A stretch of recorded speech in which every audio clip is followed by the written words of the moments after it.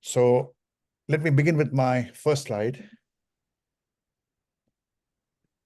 Yeah. So I think most of you will know what is artificial intelligence. It's just any technique which enables computers to kind of mimic human intelligence.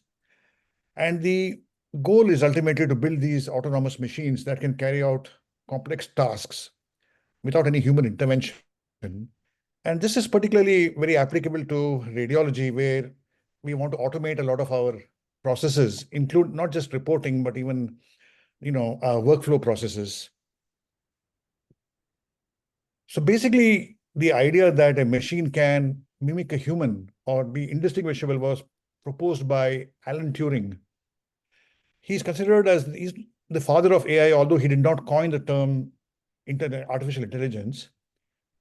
And there's a Turing test, which is kind of used to see whether people can distinguish an action done by a human or by a machine. I mean, this is Alan Turing, and this is where he worked in the Second World War, breaking the code of the Enigma machine that helped the Allies to ultimately win the war. There are a lot of terms with AI. So starts with machine learning, deep learning, neural networks. Big data is a very big part of AI. And there's this term of singularity where it is felt that AI will eventually prevail over humankind, or approach what humankind can do. There's natural language processing. This is a new thing with chat GPT and everything, large language models, and quantum computing. So basically, machine learning is a subset of AI. So it uses statistical techniques, and that helps the machines to improve with experience. So basically, it's like, in the context of AI, we talk about an algorithm or software which improves with better training. I'll come to that as we go through this presentation. The main thing is you don't have to keep programming the computer, so it gives the ability to learn without being programmed. And there are three basic types of machine learning: supervised, unsupervised, and reinforcement learning. D is what we'll be focusing on. Can you all hear me? Yeah. Yeah. Yes, Okay. please. Yeah. So we are coming to deep learning. So basically, deep learning is a subset of machine learning. So it is composed of algorithms that it allows the software to train itself to perform complex tasks. For example, speech recognition that we use in our reporting, image recognition, and basically it uses multiple layers of what you call networks to kind of process the data. So this is like a traditional machine learning approach where you have a dog and it extracts the features manually. Then you have the classification. Ultimately, it says it's a dog. But whereas in a deep learning thing, we don't tell the what you call software what to do. The new network looks for features. It then scores the features, and ultimately it says, because of this, and this, it's a dog, not a boy, not a bicycle. And this is very relevant in our field, because as I'll show you some examples, how these algorithms pinpoint MSK pathology. So artificial neural networks, so basically it's supposed to mimic the human brain. There are fundamental differences, but on a very broad scale, you have an input layer, so where you're getting information that's input. There are a lot of connections between the various nodes, as we call it, in the input, with other nodes in these hidden layers. The more the hidden layers, the more the complex your network, the more the processing it can do. And then eventually you have an output layer. And your output can be in the form of a probability. It can be in the form of a yes or no. So it can be something like what we call a prediction or a classification. Now, everything is interrelated. So you have artificial intelligence, which is the umbrella thing. Then you have machine learning, which is a subset of artificial intelligence. Deep learning, which is a subset of machine learning. And one of the types of deep learning is convolutional neural networks. This is what is very important for us in medical imaging, and more importantly, in diagnostic radiology. So convolutional neural network, this is an excellent paper in the Indian Journal of MSK Radiology. And it applies what's called a filter mask on the image. It extracts the features from the image. Initially, there are crude features like lines, edges, Then it keeps looking for more complex, data in the image. And ultimately, it pools everything. Having pooled everything, you get what's called a fully connected layer, where it then tells you probability, like, is there a fracture or is it normal? So what I'm trying to emphasize here is that the AI algorithm is very task specific. So this one is kind of showing you an AI algorithm for fracture detection, which you cannot use for something else in a different part of, in a different area of radiology. So you would have to redesign or, have a different network for that particular purpose. In the context of medical imaging, you have to have close collaboration between researchers and clinical radiologists, because you need clear-cut reference standards. You have to tell the software developers that this is what we want. This is what we want your algorithm to do. They cannot go and build something which, does not really help us. Apart from diagnosis, there is workflow optimization. So patient scheduling, safety, and operational efficiency. As I mentioned earlier, it's very task specific. So very specific question. More recently, there has been this interest in liability. If something is wrongly diagnosed by the AI algorithm, who's responsible? Is it the radiologist who used the AI? Is it the software developer? Or is it the organization which said you must use the AI? This is a very complex question. This is still in debate. No country has come up with a solution. Hopefully, we will see some clarity in maybe 3 or 4 years' time. So just to tell you how it impacts on our workflow, it starts right from the beginning. From the time something is requested, nowadays in the UK, we are using this clinical decision support system. This is something which has been approved by the Royal College of Radiologists. It used to be called Making the Best Use of Radiology. Now it's called iRefer. And it is like, based on the clinical decision support system, it helps the requesting doctor to choose the correct investigation. Based on the investigations, which is, how do you call it, requested, your AI algorithm can protocol the study, for the time when the patient comes in. And once the patient is there, any image acquisitions that are done can be done either with a faster image acquisition, if the patient is a bit restless, or just a conventional image acquisition. You can then use deep learning techniques to improve the quality of the image. Then you can use AI or your deep learning algorithm to detect the feature. Segmentation is where you divide the image into different parts, which you want to kind of, pixel for, say, a tumor, pixel for the liver, or for the spleen. You want to segment different organs. And classification is where you find different features in the image and you can classify them. Then with large language models nowadays, you can build a structured report. Obviously, everything has to be trained, and then you finally can get an output. So this is the ideal. I mean, we are not yet at that stage because a lot of things have to be fine-tuned to make sure that AI does what it says. So let's go to MSK specifically. So we can look at detection and localization of fractures. For us, for the human eye, it's very obvious there's a fracture in the proximal tibia. What the convolutional neural network does, it finds the area which is most likely to show an abnormality. There's a clustering of dots out here, and it gives you a probability that this is the region where there is high likelihood of fracture. This is a very obvious example. Sometimes it can be more subtle, and that is where it helps a person to train their attention to locate a fracture. In the case of a lesion, this is a big lytic lesion in the mid-humeral shaft. Now, we would use our training and say, zone of transition, what does it look like, and come up with a probability. What the AI algorithm does is it segments the lesion. It tells you this is where the lesion is. On MR, you can see the same lesion here. And based on what the training has been done for the algorithm, it can give you certain probabilities of the lesion being benign or malignant. So that is, again, one more helpful task. In the case of spine MRI, you can use it to segment intervertebral discs, facets. It can look at your neural foramina, measure the spinal canal dimension, tell you about central canal or foraminal So it has got a lot of utility in various parts of MSK imaging. Coming to fracture detection, so there are different studies, and these are all, in the last, up to say 2020, it is very useful for adult and pediatric fracture detection. I mentioned about a cluster or heat maps, and if you look, there is a cluster of dots here also, but it's very spread apart. So already the algorithm is telling me that the probability of a fracture in the distal femur is very low because it's all scattered everywhere. Whereas here the cluster is very, very compact. So this is much higher. Sometimes it might find things which are not there on the initial report.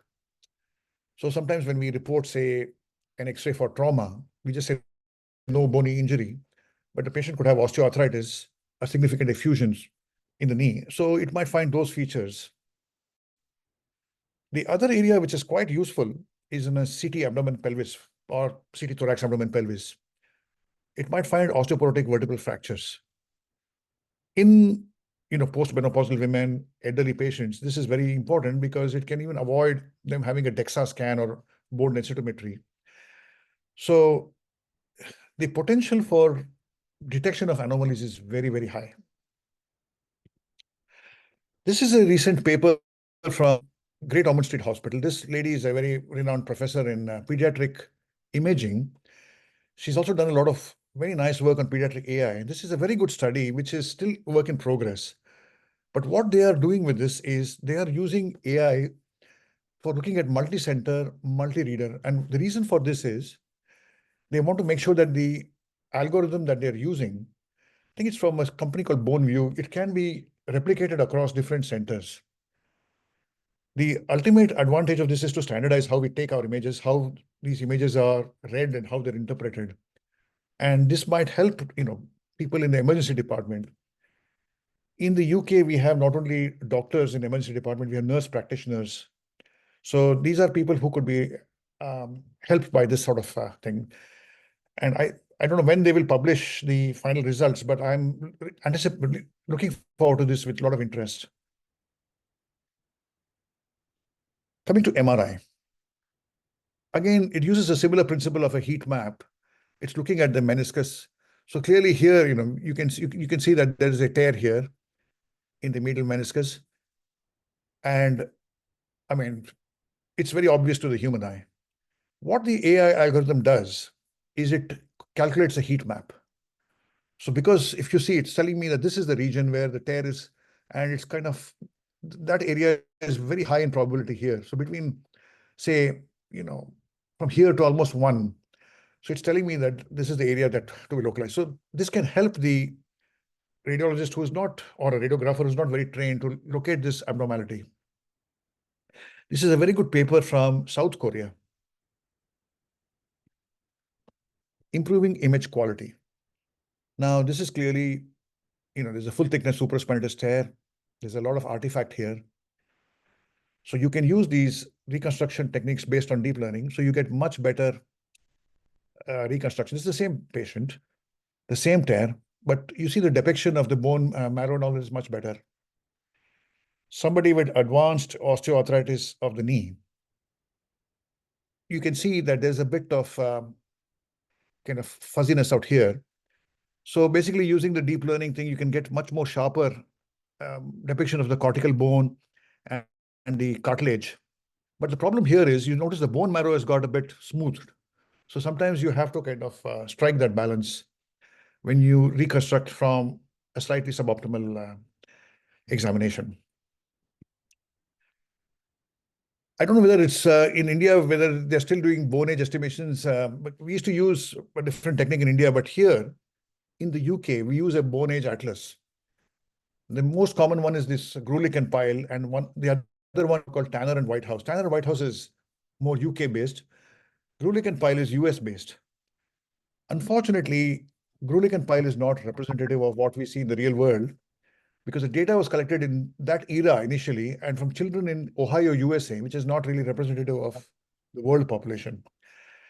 Tanner and Whitehouse extended the, scope of the atlas because they looked at various socioeconomic classes and various other ethnic groups. but these are very time consuming. You have to open a book, look at it, and use your visual acuity and say what is what. So using an AI generated method, it just basically looks at, this is, from Gleamer. So they are using this to estimate bone age. And this is really, it's come up with some very good results. The only thing is, you would always have these challenges because of different ethnic groups. Other problem is if you have congenital anomalies, bone anomalies, that might be a problem to estimate bone age accurately. So one has to be very careful as how one uses these algorithms. In the spine, again, this is for detection of the Cobb angle, very useful for scoliosis treatment. And so basically, this is from Japan. So it segments, basically, you detect the region of interest. So it kind of detects that the spine is the region of interest. Once it has done that, it segments the vertebra. So it knows that it's only looking for the vertebrae. Once it has done that, then it applies the measurement and it gets the Cobb angle. So this is fully automated from acquisition to measurement. Osteoarthritis. This is a very nice paper actually from IIT Guwahati. And these researchers have done some fantastic work on, looking at AI. And this is the traditional system used for grading AI, Kellgren-Lawrence system. This is clearly severe OA. And the heat map is obviously, the probability of OA is much higher here. And because it's telling you that the colors are very high, this is likely to be severe OA. And this has been done on plain radiographs. This is a very good study done from IIT Guwahati, and it has actually been peer-reviewed, and it's excellent work. Now, there's something called radiomix where basically we want to extract quantitative information from images. So these are complex patterns which, from the human eye may not be able to, how do you call it, perceive. So the idea is that there are distinctive imaging features. They vary between disease forms, between different tumor types, for example, and they can kind of be useful in predicting what kind of tumor it is or what kind of response a tumor could have to treatment. And this is a kind of foot in the door actually for personalized treatment. It is already an emerging field, and there are a lot of papers coming out in this. So basically, it came out from radiology and oncology, but it can be used for various other areas in medicine. Just to give you an example, this is a paper from Singapore. So you have your, whatever machine learning algorithms, which could include feature-based radiomics, where you basically look at the image, you segment what you want to look at. So this is a manual step, and then your algorithm looks for various things in that particular image, looks at the shape, intensity features, what is the texture of this tumor, any other higher ordered features. Then it calculates the probability of benign versus malignant. Deep learning, you can just use it, supervised or unsupervised. Unsupervised, it could look for various features, ultimately, again, come back with the same probability score. So they have not yet, there are advantages and disadvantages of both techniques. And it depends on how one would want to use it, depends on the amount of computing power, the infrastructure you have. So radiomix is something which you would kind of attempt in a bigger institution, like a tertiary center, for example. One very useful area is orthopedic implants. So this was a very good study done at Imperial, and they basically wanted to automatically identify these implants. So one area is, knowing you can go to the native X-ray and just see, do your measurements or whatever, then see what kind of implant you can use. Other thing is sometimes somebody has had say, total hip replacement done 35 years ago. I'm just giving an example. So you don't know what is the implant, but basically your segmentation algorithm can segment the implant ultimately and tell you what is the implant used.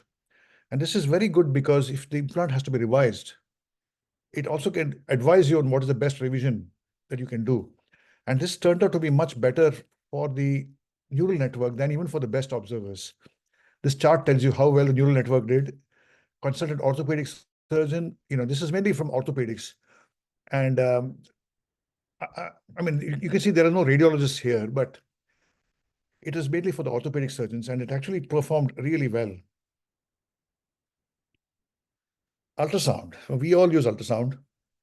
Unfortunately, ultrasound being heavily operator-oriented is not the best modality suitable for AI-related diagnosis. AI can be used to optimize your ultrasound image. It can reduce the speckle, it can reduce a lot of artifacts in the image, can give you better quality images. This was a paper from Romania, but it is more of a personal communication. So not much heavily evidence-based, but it's an interesting paper, and they have kind of said the potential applications include synovitis, tendon pathology, cartilage thickness, skeletal muscle disorders, peripheral nerve assessment. So the potential is there, but I think it needs a lot more work. So we have to kind of, as we say, watch this space. So that is where we are. And with that, I have just concluded my presentation. So I'm open to questions now. Thank you, Doctor. That is a very concise and insightful presentation. Thank you. We have Dr. Shivkumar and other seniors. I would ask Dr. Shivkumar to start off with his comments. Sure. And, I'll stop the share from the slide, and then I'll come back to the screen. Yeah, go ahead.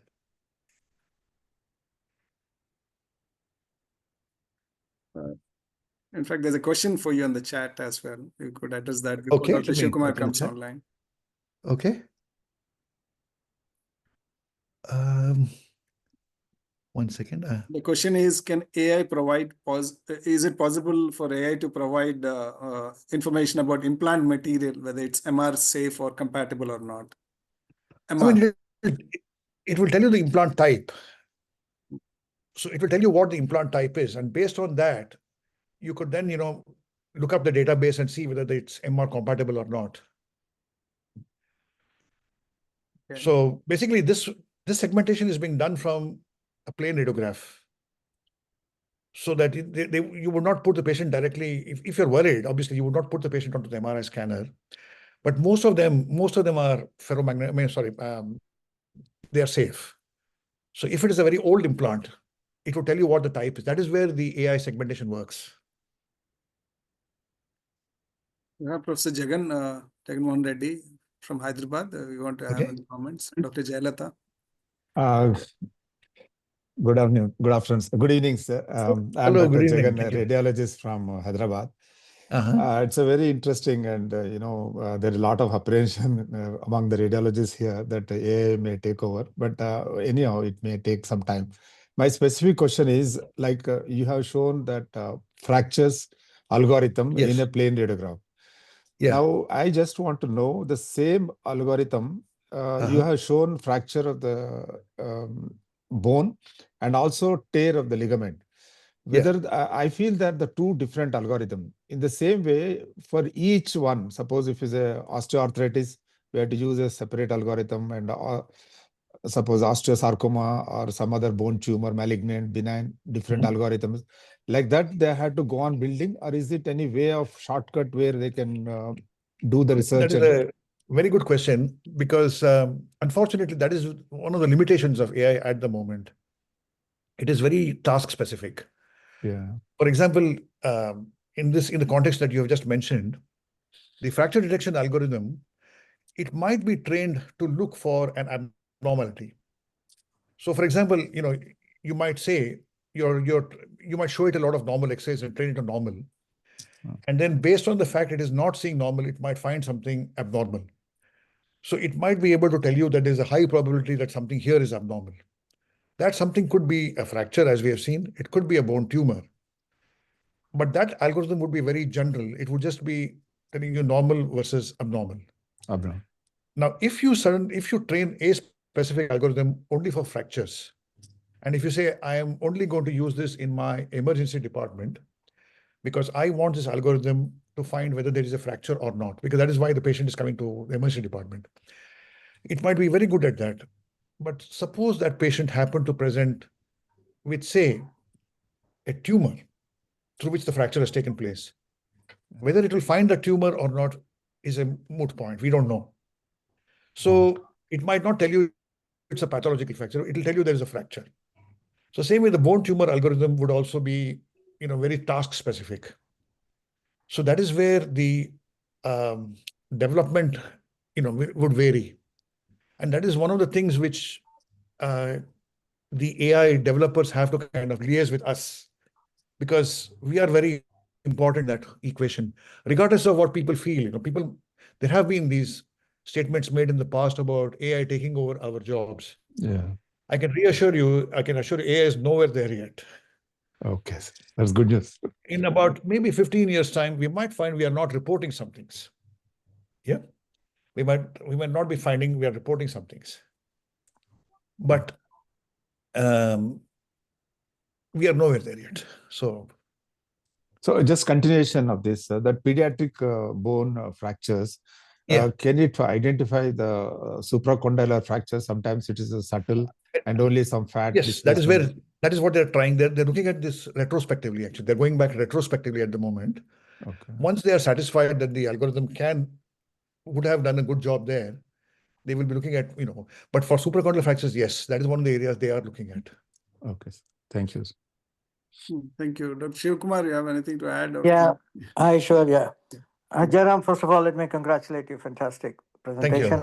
As usual, quite in-depth analysis. And there is a lot for the new people who are not much exposed to AI to take in, because there's so much going on, which you very nicely elaborated. And I'm sure everyone who's listening to your lecture, they know that this is just one little part of AI.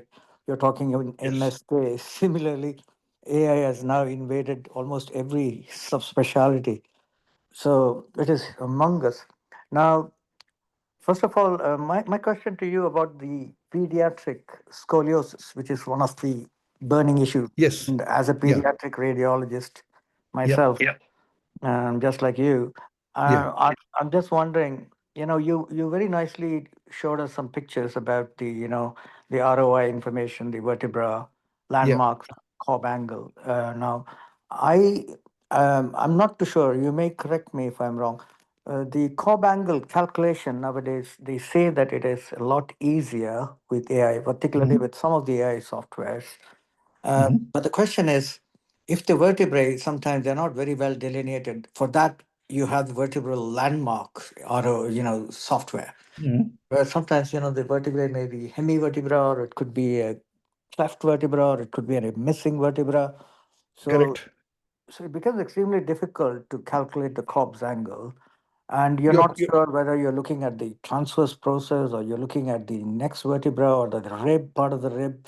So how do we go about it? Do you have any practical experience in this? No, the thing is, Shivkumar, I think that is one of the pitfalls. Basically, congenital anomalies are a big pitfall in pediatric AI, not only for the Cobb angle measurement, but even for bone age estimation. Yeah. Because the problem that comes up is then variation, and which the AI algorithm is not trained from that respect.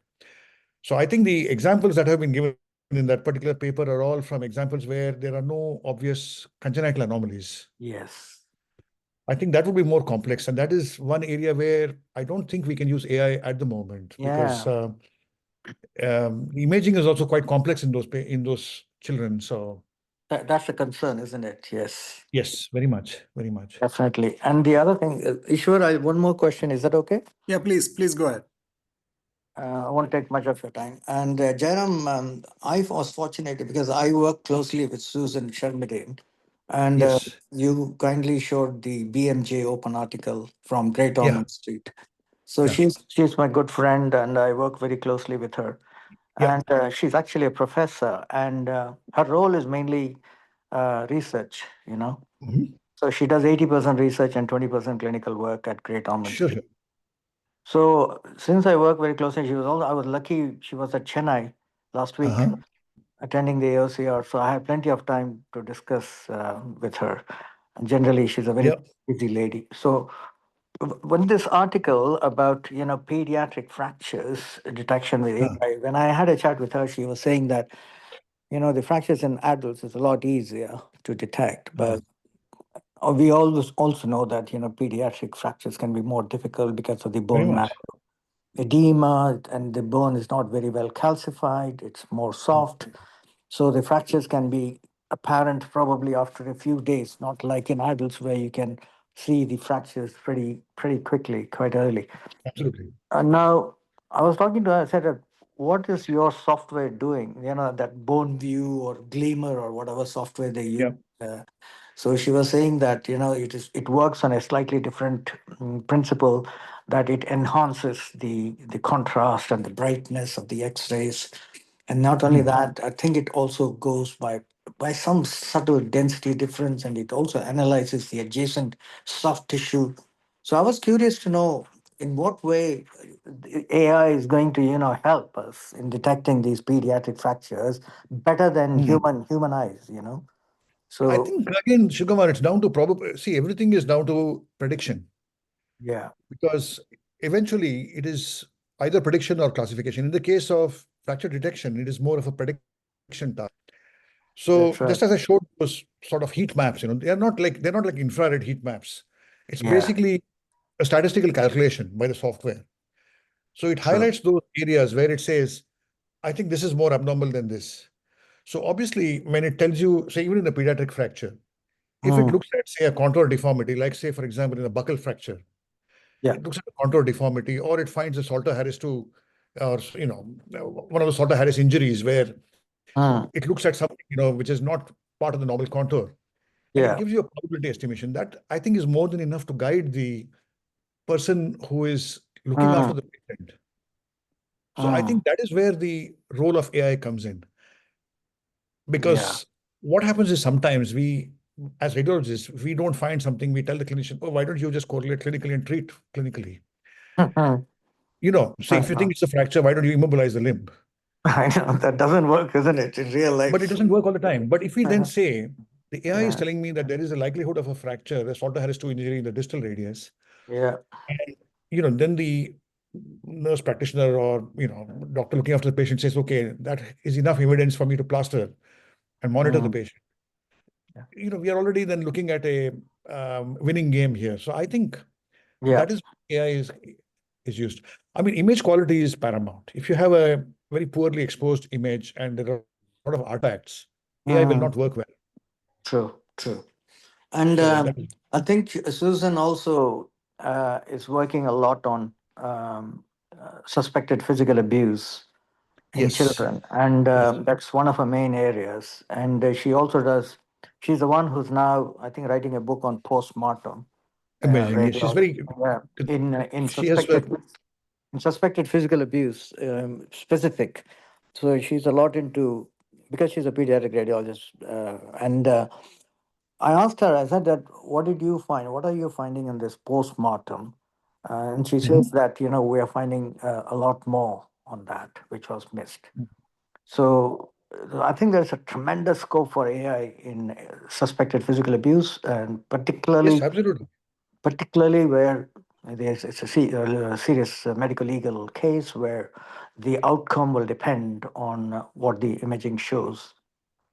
Yeah, Now, absolutely. Only other thing is, sorry. Only other thing is obviously the legal aspects have to be addressed because we are still yeah, not certain about where we, you know, uh, exactly. So what worries me as a pediatric, as for all of us as pediatric yeah, radiologists, is all that we have been doing for the last 30 years. So yeah, if AI starts picking up lots of additional fractures and findings, so yes. I'm not too sure, are we opening a Pandora's box here, or are we just, you know, getting into more trouble medical legally, I mean? Or are the pediatric radiologists going to be more scrutinized, or is this going to I, help them? We don't know really. I think it will, because there is one more. I think one of the other participants has asked this question about medical legal cases, but that is a minefield, you know, that is a minefield Yeah. because Yeah. we are still not in a position where we have assigned responsibility or liability. True. That is a topic for discussion because it's like the self-driving cars. You see, the day there are fully self-driving cars on our roads, that is the day we will see radiology being fully automated True. because it's in principle.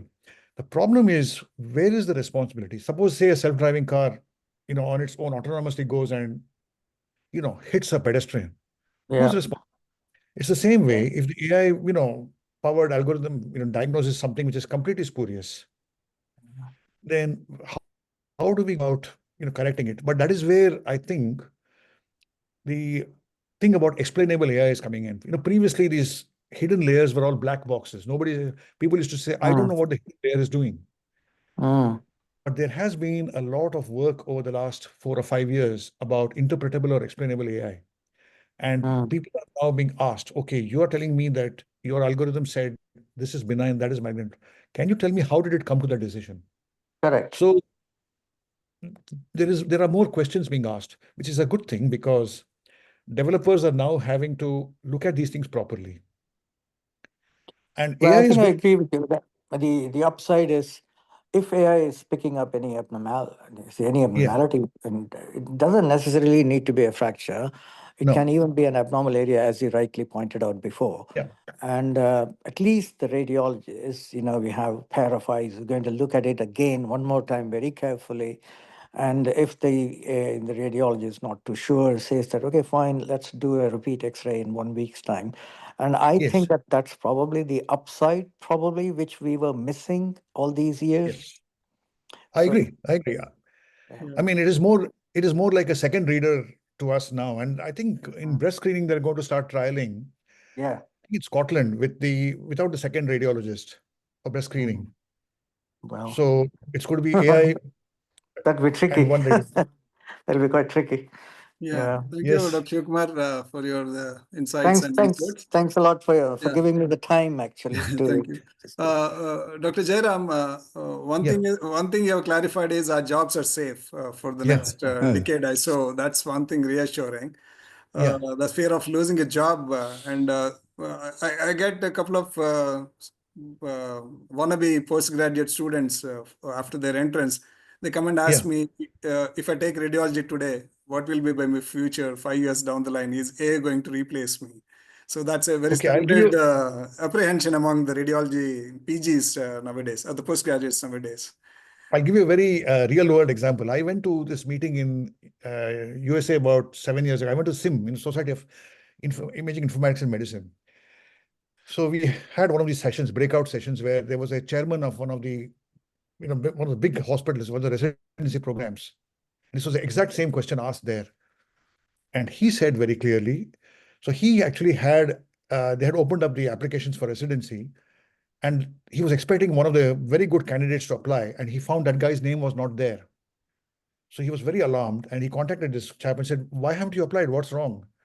And he said, oh, I have not applied because there was an article in this newspaper about AI taking over radiology. So this guy said, I'm really sorry, but AI is nowhere there in it. And if you don't join or don't apply, there won't be any radiologists either. So I think, and somebody has asked this question about AI replacing radiology technologists in the future. That is a very debatable question because eventually, we have to have a human being transporting a patient across the hospital, for example, inpatients. Whether we'll have a robotic porter or a human porter, we don't know. So we have to watch this. This is a very big area for debate. So we have to watch this space. I think And at the the other moment, question about the fear of losing out to fear of missing out. As radiologists today, Yes. what should we be doing to learn these techniques? Are there any specific courses? Where do we start? How do you go about? How do you partner with technologists? Do you need to learn coding and programming? What is your take on No, that? the thing is, I mean, coding is not necessary, but coding is a good skill. But the problem is that, we are at the crossroads. I mean, quite a few of us are quite senior now, and we have seen radiology develop from the, wet film day to where we are today. And a lot of people haven't seen even a wet film, and what it is like to use a developer and fixer. So we have come a very long way, and we are seeing the other side now. The thing is, clearly, the radiology training also has to evolve. I think the way to start doing it is to put AI into the medical school curriculum, medical college curriculum right at the beginning. So by the time a person becomes a doctor, they would have an idea what AI is all about, what it can do, what it can't do, and where to apply it. And I think what has to change is training. If that doesn't change, then I think we will always be wondering, we'll feel a bit lost. So I think it's a big area for debate, and that has to be opened up to the wider medical community, not just radiologists. Then there's one question in the chat box about significance of T1 and T2 mapping for joint MRI using AI algorithms. That I'm not really aware of that, but the images that I've shown, they're from Korea. They're all using T2 weighted, basically PD weighted fat saturated for these meniscal tears. So they're training them on specific sequences. So that is the way they are doing it. For the joint osteoarthritis that was shown, that is on plain radiographs. That study was on plain radiographs. It's a very good paper, and I would really advise. I think I've given the reference in that slide. I would advise people to read it. Then the question about how do we partner with technology firms? Are they open source or are they expensive? How much expense does it add to the patient or to the hospital? How does it go about in your practice? And I think it depends. Nowadays there are people who have there are these vendors who have what's called an AI platform. Basically, what they will do is that platform will have software from different vendors. So certain say for example the NHS or certain other organizations would procure a platform, and they'll try these out. Otherwise, what you don't want is to plug in 20 different computers, because that would defeat the whole purpose of how we work. So that is one area, and I think the NHS has got a what do you call again a lot of NHS digital and all that. It's a lot more organized here as to how people would go about procuring AI to use. In my hospital, we have an AI assurance board, so we look at these things also. Yeah, the other thing is most of the vendors are also incorporating whatever you have shown in some of the things they're incorporating in the systems as well, especially in MR. Yes. AI algorithms are in place, and ultrasound also some vendors are incorporating those. Very much. I mean, the image, so the more modern machines, the image quality is just out of this world. You can't. I mean, it's just uncomparable because it's the way the image has come up. Yeah, it's mind blowing. So. Any other comments or questions from the audience? No, fantastic. Thank you, Ishwar, for organizing this and for, keeping the flag of KREST flying high. And I'm sure we look forward to more such enlightening lectures in the future. Yeah, thank you so much for joining in, Dr. Thank you, Ishwar. Can I just conclude by saying one thing? Yeah, please. My late father and Professor Kakala Subbarao were actually, they were good friends, and they collaborated when my father was in service. And, I always remember, my father remembers visiting Tirupati with Professor Subbarao. So I have a very, strong personal connection also there. Yeah, very nice, very nice. So thank you so much. It was a fantastic eye-opener for us, and thank you very much. It is an inspiration for some of us to having me on. take this. Yeah, thank you. Thank you very much. Thank you all. Good night. Thanks, everyone. Good night. Thank you very much, sir. Bye. Bye, sir. So thank you, sir.